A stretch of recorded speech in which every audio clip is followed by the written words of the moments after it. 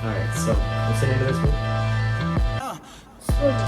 Thank you. Alright, so first hole we're gonna enter is this, okay? You gotta go through a hook shape though to get there. Our basic position, our zero position, is super important for this reason. You're gonna have to keep that left foot under your butt. It means your back has to flex, okay?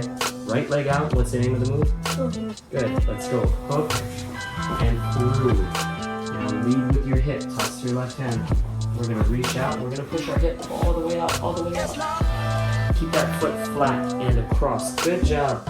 Left leg up. We can use this moment as a freeze if we want to. We can get lower if we want. Now we're gonna enter the other hole across our body. Yes, extend all the way out. Toss. Yes, good. Kick, up. That's it. Okay, let's do it again. One side faster.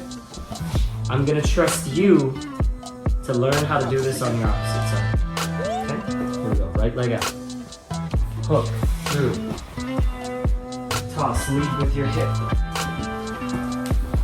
Right hand. Left leg out. Through. Out. Kick, up. Good job. Give me a high five. Okay, but before we move on, I'm gonna ask you a couple of questions. What's the shape of this pattern movement? Is it a circle? Or is it two circles? Right? Because going, how many times, I'll frame it this way. How many times do we pass through our shoulder hole? Twice. So we make a circle this way, we make a circle this way. What shape is that? 2 circles. An 8. Okay, it's a figure 8, that's right. So when you go and you create your own footwork patterns, considering the shape of your overall movement, whether it's steps or not, is gonna be really important in defining like what your move is gonna look like, okay?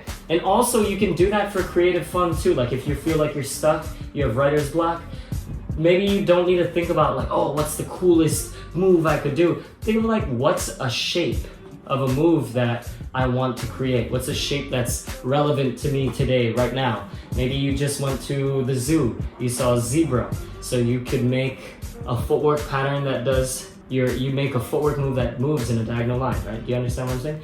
Okay, so the shape matters. Secondly, does this footwork pattern have any concrete steps? No? Yes or no? No. No? Okay, watch one more time.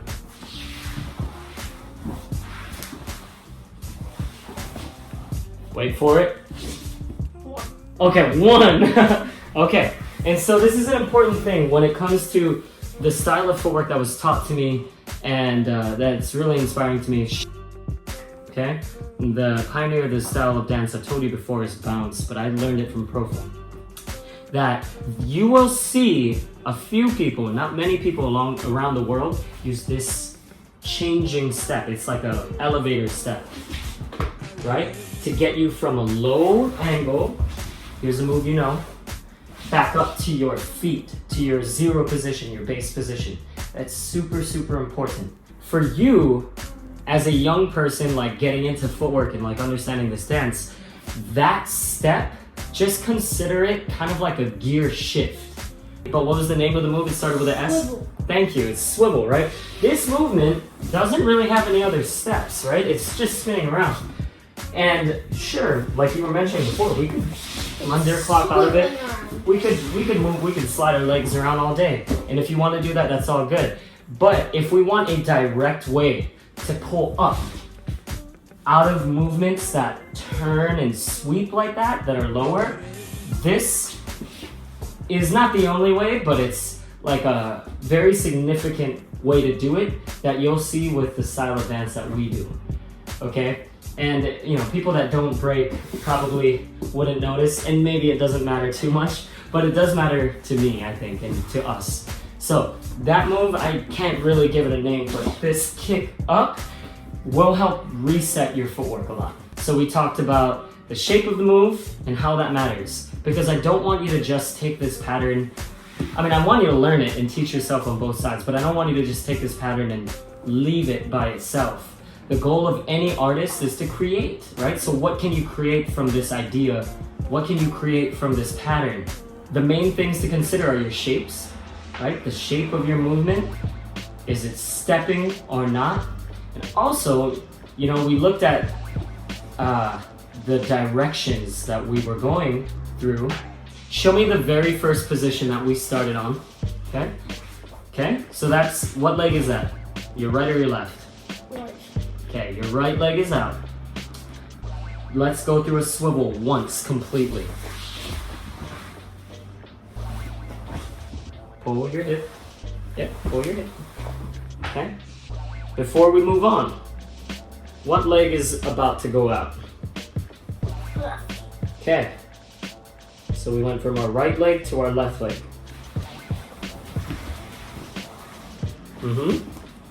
Kick up. What leg is out? Left.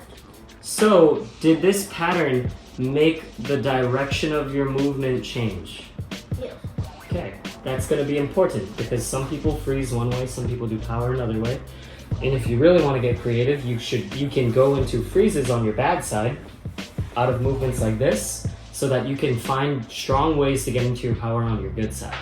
I don't want you to just recycle these moves. I want you to understand what makes these moves interesting, what makes them unique, what makes them valuable, so that you can understand how to apply those things to whatever madness, crazy, clown moves that you make up on your own.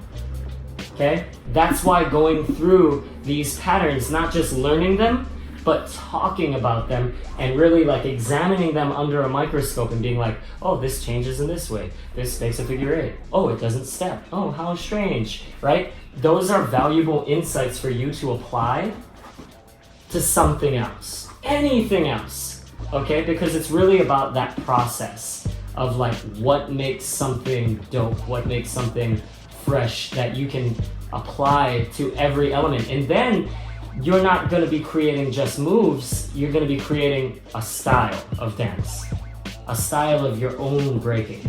You move on from just being like going from move to move. Oh, this is a dope move, and then this is a dope move. You stick your finger in your nose. And none of those things really are relevant to each other. None of those things connect. Does that make sense? Okay, that was a lot of words. We're going to time capsule this, and you're going to examine this like 4 years later.